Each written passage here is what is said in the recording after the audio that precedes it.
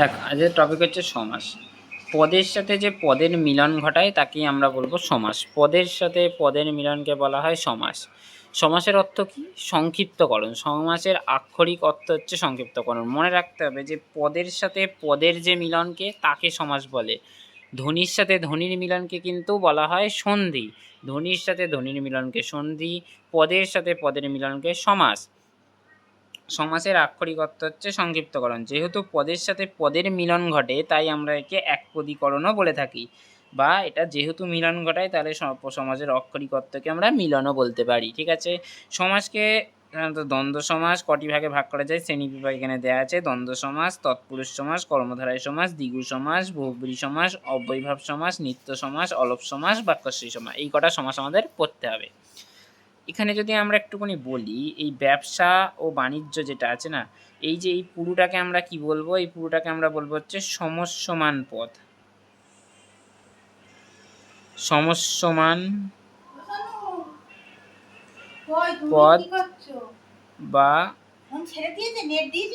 হ্যাঁ দিয়েছি বা ব্যাস বাক্য। সমস্যমান পদ বা ব্যাস বাক্য। যাও ওইখানে চল যাও। তাহলে এটাকে আমরা কি বলতে পারি? সমস্যমান পদ বা ব্যাস বাক্য বলতে পারি। এটাকে পুরোটাকে আমরা বলতে পারি তো সমস্যমান পদ বা ব্যাস বাক্য। এই যে কোনো একটা সমাজকে যদি ভাঙা হয় তাহলে আমরা কি পাই? ব্যাস বাক্য। তার মধ্যে এটাকে আমরা কি বলবো? উত্তরপদ। আমরা সেকেন্ডটাকে কি বলবো? উত্তরপদ। ও হচ্ছে কিনা যে এটাকে আমরা কি বলবো? পূর্বপদ। মনে রাখতে হবে যে দ্বন্দ্ব সমাসে, এবার আমরা প্রথমে শিখবো হচ্ছে দ্বন্দ্ব সমাস নিয়ে। দ্বন্দ্ব সমাসে উত্তরপদ ও পূর্বপদ উভয়ের অর্থই প্রাধান্য পাবে। দ্বন্দ্ব সমাসে কি বললাম? উত্তরপদ ও পূর্বপদ উভয়ের অর্থই প্রাধান্য পাবে। দ্বন্দ্ব সমাসে উত্তরপদ মানে দুটোর অর্থই সমানভাবে প্রাধান্য দেবে, তাকে আমরা বলবো উত্তরপদ, বা পূর্বপদের অর্থ যখন সমানভাবে প্রাধান্য দেবে তাকে আমরা বলবো দ্বন্দ্ব সমাস। দ্বন্দ্ব, দুজনের মধ্যে দ্বন্দ্ব লেগে থাকবে সবসময়, এরকম ধরনের একটা মনে রেখে দিবি। ঠিক আছে। দেখ, সমার্থক দ্বন্দ্ব সমাস। দ্বন্দ্ব সমাসের ভাগ আছে, আবার তোকে পরীক্ষায় কিন্তু তোকে জানতে দেবে না দ্বন্দ্ব সমাস বা সমার্থক দ্বন্দ্ব সমাস, এটা কিন্তু তোকে জানতে দেবে না যে এটা কি ধরনের সমাস, এরকম অপশান তোকে দেবে না। দ্বন্দ্ব সমাস কি বহুব্রী সমাস এরকম ধরনের অপশান দেবে না। কারণ তোকে বলছি দেখ, কারণ দ্বন্দ্ব সমাস চেনার সব থেকে সহজ উপায়, সবগুলো দেখ ও দিয়ে যুক্ত আছে। ও ও ও ও ও থাকলে চোখ কান বুজিয়ে লিখে দিতে পারবি ওটা দ্বন্দ্ব সমাস। তাই এরকম তোকে জানতে দেবে না দ্বন্দ্ব সমাস কি বহুব্রী সমাস, তোকে দ্বন্দ্ব সমাসের মধ্যে ভাগটা জানতে দেবে। দ্বন্দ্ব সমাসের মধ্যে প্রথম ভাগ আমরা কি জানবো? সমার্থক দ্বন্দ্ব সমাস। সমার্থক দ্বন্দ্ব সমাস কি? এখানে দেখ, কাজ ও কর্ম কি আমরা যদি ব্যাস বাক্যে ভাঙি, কাজ ও কর্ম, কাজ কর্মকে কাজ ও কর্ম লিখতে পারি। এই কাজ ও কর্মটা ভালো করে দেখ, কাজ ও কর্ম, কাজ যা কর্মও তো তাই। কাজ যাকে বোঝায় কর্মও তো তাকে বোঝায়। আবার ব্যবসা ও বাণিজ্য, ব্যবসা যা বাণিজ্যও তো তাই। তাহলে এটা কি একটা সমার্থক শব্দকে বোঝাচ্ছে না? তাহলে এটাকে আমরা বলতে পারি না যে এটা হচ্ছে কিনা যে সমার্থক দ্বন্দ্ব সমাস। প্রায় সমার্থক কীরকম? হাট যা বাজারেও তাই। হাট একটু বড় হয়, বাজার একটু কী হয়? ছোট হয়।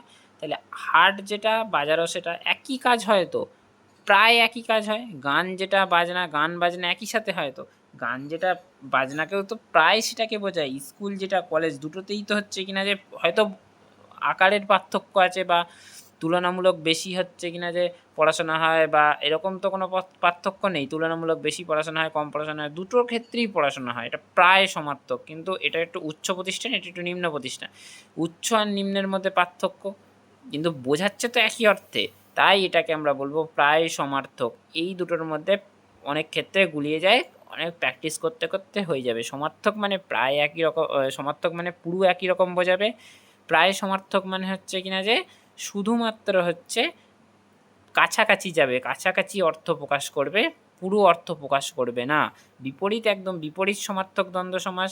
এই যে বিপরীত দ্বন্দ্ব সমাস, বিপরীতার্থক সমার্থক বলছি, বিপরীতার্থক দ্বন্দ্ব সমাস, এটা তুই একবার দেখলেই চিনতে পেরে যাবি। দেখ, ধনী মানে হচ্ছে বড়লোক, দরিদ্র মানে হচ্ছে কিনা যায় যাদের পয়সা কড়ি নেই। তাহলে দুটোর বিপরীত বোঝাচ্ছে ধনী দরিদ্র।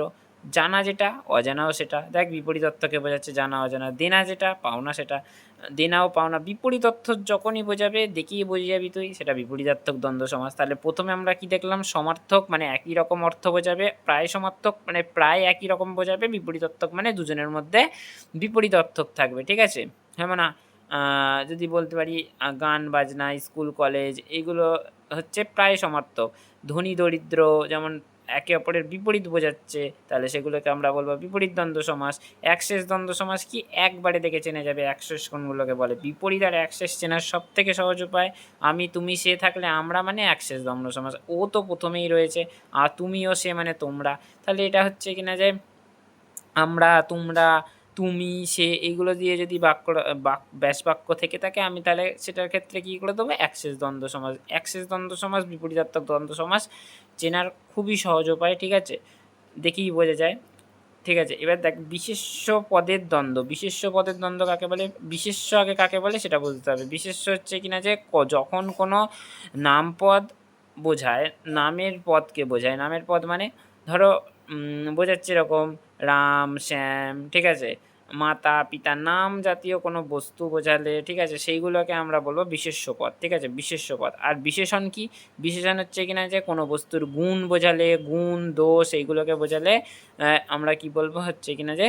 বিশেষণ। আর বিশেষ্য হচ্ছে নাম, যেমন মাতা ও পিতা, মাতা পিতা, এটা কি বিশেষণ, বিশেষ্য পদের দ্বন্দ্ব সমাস, বিশেষ্য পদের দ্বন্দ্ব সমাস, কারণ মাতা আছে পিতা আছে, মাতা পিতা নাম জাতীয় কোনো বস্তুকে বোঝায়, মানে তাহলে এটা হবে বিশেষ্য পদের দ্বন্দ্ব সমাস।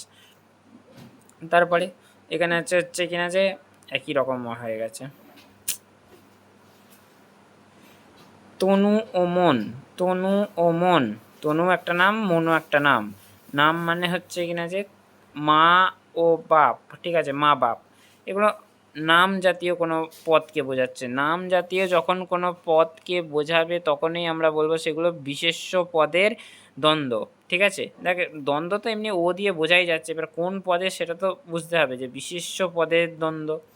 বিশেষণ পদের দ্বন্দ্ব আমরা কি করে বুঝবো, নরম গরম, ঠিক আছে, যেমন কি নরম হচ্ছে একটা গুণ বোঝাচ্ছে, কোনো বস্তু নরম গরম, ঠিক আছে, এগুলো কি আমরা গুণকে বোঝাই তো, গরম চা, কেমন চা, গরম চা, ঠিক আছে, তাহলে এটা কি গুণ বোঝাচ্ছে, কেমন বস্তু নরম, রঙটা কি কালো, এগুলো দোষ গুণ বোঝাচ্ছে, তাহলে সেইগুলোকে আমরা কি বলবো বিশেষণ পদের দ্বন্দ্ব। যেমন নরম ও গরম, নরম গরম, ছোট ও বড়, লোকটা কেমন ছোট, লোকটা কেমন বড়, এগুলো কি বোঝাচ্ছে, গুণ বোঝাচ্ছে তার। ধনী দরিদ্র, এইখানে দেখ, এখানে দেখ ধনী দরিদ্র হচ্ছে কিনা যে বিশেষণ পদেও আছে, আবার এখানে হচ্ছে কিনা যে বিপরীতার্থক পদেও রয়েছে। কিন্তু মনে রাখতে হবে, যদি তোকে এরকম অপশান দেয় যে দিয়ে দিয়েছে, তোকে দুটো কখনো একসাথে দেবে না, নয় বিপরীতার্থকে দ্বন্দ্ব সমাসে দেবে না, নয় হচ্ছে কিনা যে বিশেষণ পদের দ্বন্দ্ব সমাসে একসাথে দেবে না, যে কোনো একটাতে দিলেই দেবে, তাই দুটোতেই একই উদাহরণ মনে রাখতে হবে, ঠিক আছে। সর্বনাম পদের দ্বন্দ্ব কি, সর্বনাম হচ্ছে নামের পরিবর্তে যেগুলো ব্যবহৃত হয় তাকে আমরা সর্বনাম বলবো। তা তুই বলবি নামের পরিবর্তে তো সেও ব্যবহার হয়, তারও ব্যবহার হয়, এগুলোও তো ব্যবহার হয়ে থাকে, তাহলে এখানেও তো তুমি আমি সে ব্যবহার করেছি, তাহলে সেগুলো কি হবে না, হবে।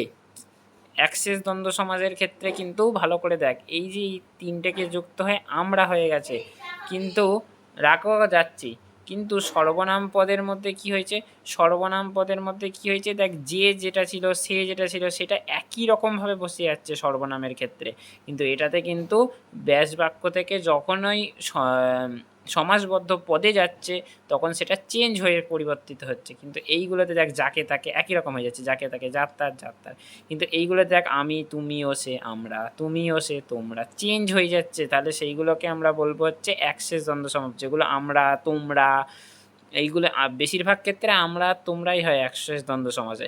আর সর্বনামে যে সে যাকে তাকে নামের পরিবর্তে যেগুলো বসে সেগুলো পুরো একদম পরপর বসে যাবে, ঠিক আছে। তাহলে সর্বনাম পদ জানা প্রথম থেকে কী কী জানলাম আমরা, সমস্যমান পদ, সমস্যমান পদের ক্ষেত্রে সমস্যমান বলছি কেন, প্রথমে আমরা জানলাম হচ্ছে সমার্থক দ্বন্দ্ব সমাস, প্রায় সমার্থক দ্বন্দ্ব সমাস, বিপরীতার্থক দ্বন্দ্ব সমাস, সমার্থক, প্রায় সমার্থক, বিপরীতার্থক, তারপর হচ্ছে একশেষ, বিশেষ্য, বিশেষণ, সর্বনাম, আর লাস্ট একটা আছে ক্রিয়াপদে, ক্রিয়া বলতে কাকে বোঝায়? কাজ। দেখো মেরে ও ধরে, মারা একটা কাজ, ধরে একটা কাজ, তাহলে কাজকে বোঝাচ্ছে মেরে ও ধরে। হেসে খেলে, আসা যাওয়া, যখন ক্রিয়াপদের বোঝাবে ক্রিয়াপদের দ্বন্দ্ব সমাস। তাহলে প্রথম থেকে আমরা কি বললাম? প্রথমে আমরা জানলাম হচ্ছে কিনা যে প্রায় সমার্থক কাকে বলবো আমরা? সমার্থক হচ্ছে কিনা যে যাদের অর্থ একই বোঝাবে, যেমন কাজ ও কর্ম, ঠিক আছে, অর্থ একই বোঝাচ্ছে, তাহলে আমরা একে বলবো সমার্থক। প্রায় সমার্থক কাকে বলবো? যাদের অর্থ প্রায় কাছাকাছি জমে, যেমন কি হাটে ও বাজারে, হাট যা বাজারও তাই, হাট যা বাজারও তাই, তাহলে সেটা আমরা কি বলতে হবে? কাছাকাছি যাচ্ছে স্কুল কলেজ, সেগুলোকে আমরা বলবো প্রায় সমার্থক। হয়ে গেল। প্রায় সমার্থকের পরেই আমি যদি যাই, কিসে আসবো? প্রায় সমার্থকের পরেই আসবে হচ্ছে কিনা যে কি বলে, প্রায় সমার্থকের পরে আসবে বিপরীতার্থক। বিপরীতার্থকের আসবে হচ্ছে কিনা যে দুটোকে বিপরীত অর্থক বোঝাবে, যেমন হচ্ছে কিনা যে কি বললাম, বিপরীতার্থকে আসবে হচ্ছে ধনী দরিদ্র, ঠিক আছে।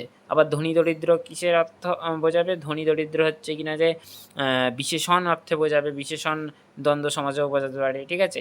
তাহলে ওটা হচ্ছে বিপরীতার্থক। বিপরীতার্থকের পরে আসবে হচ্ছে একশেষ, যেমন আমি, তুমিও, সে, আমরা, তুমিও, সে, তোমরা, এগুলো হচ্ছে একশেষ দ্বন্দ্ব সমাস। তারপর একশেষ দ্বন্দ্ব সমাসের পরে হচ্ছে কিনা যে কি থাকবে? বিশেষ্য হচ্ছে নাম জাতীয় কোনো জিনিসকে বোঝাবে, মাতা পিতা, মা বাপ, ঠিক আছে, নাম পদের সাথে থাকবে যুক্ত, ঠিক আছে। তারপরে আমরা দেখব বিশেষণ পদের মধ্যে কি থাকবে? সাদা ও কালো, সাদা কালো, ঠিক আছে, সাদা ও কালো। তারপরে ধনী দরিদ্র, এটাও বললাম বিশেষণ পদের মধ্যে থাকবে, কেমন সে, তাই তো, ছোট বড়, ঠিক আছে। তারপর আমরা দেখব সর্বনাম পদ, কি নামের পরিবর্তে যেগুলোকে বসে তাকে সর্বনাম বলা হয়, যেমন যে সে, যারা তারা, ঠিক আছে, এরকম যা নামের পরিবর্তে যেগুলো বসে, যা তা, এসব একই রকম জিনিসগুলোকে সর্বনাম, মানে একই রকম জিনিস বসে যাবে, তাকে আমরা সর্বনাম বলবো। এটাকে অ্যাক্সেসের সাথে গুলিয়ে ফেললে হবে না। আর ক্রিয়াপদের দ্বন্দ্ব আমরা কাকে বলবো? ক্রিয়াপদের দ্বন্দ্ব হচ্ছে কিনা যে কাজ বোঝাবে। ক্রিয়া মানেই কাজ, মেরে হেসে খেলে, এগুলো কাজ বোঝাচ্ছে, হাসা কাজ, খেলা কাজ, আসা যাওয়া কাজ, এগুলোকে কাজ বোঝালে দ্বন্দ্ব হবে। তাহলে দ্বন্দ্ব সমাজের কটাই ভাগ আছে, উদাহরণ দিয়ে মনে রাখবি। প্রথমেই আমরা শিখলাম দ্বন্দ্ব সমাস, ঠিক আছে। তাহলে সমাসের প্রথমে আমরা শিখলাম দ্বন্দ্ব সমাস। আর একবার বলে দিচ্ছি, সমাস হচ্ছে কিনা যে পদের সাথে পদের মিলন, আর হচ্ছে সন্ধি কি? সন্ধি হচ্ছে কিনা যে ধ্বনির সাথে ধ্বনির মিলন। সমাসের অর্থ হচ্ছে সংক্ষিপ্তকরণ, এটা হচ্ছে কিনা যে মিলন বা একপদীকরণ, ঠিক আছে। প্রথম পদটাকে আমরা বলবো উত্তর পদ, লাস্ট পদটাকে বলবো আমরা পূর্ব পদ। এটাকে আমরা কি বলবো? সমাসবদ্ধ পদ, ঠিক আছে। আর এটাকে আমরা বলবো, এই যে যেটাকে ভাঙলাম সেটাকে আমরা সমস্যমান বা বাইশ বাক্য বলবো, ঠিক আছে। এটাই ছিল প্রথম দ্বন্দ্ব সমাস। তারপর আমরা তৎপুরুষ বা কর্মধারয় যা আছে সেটা করবো।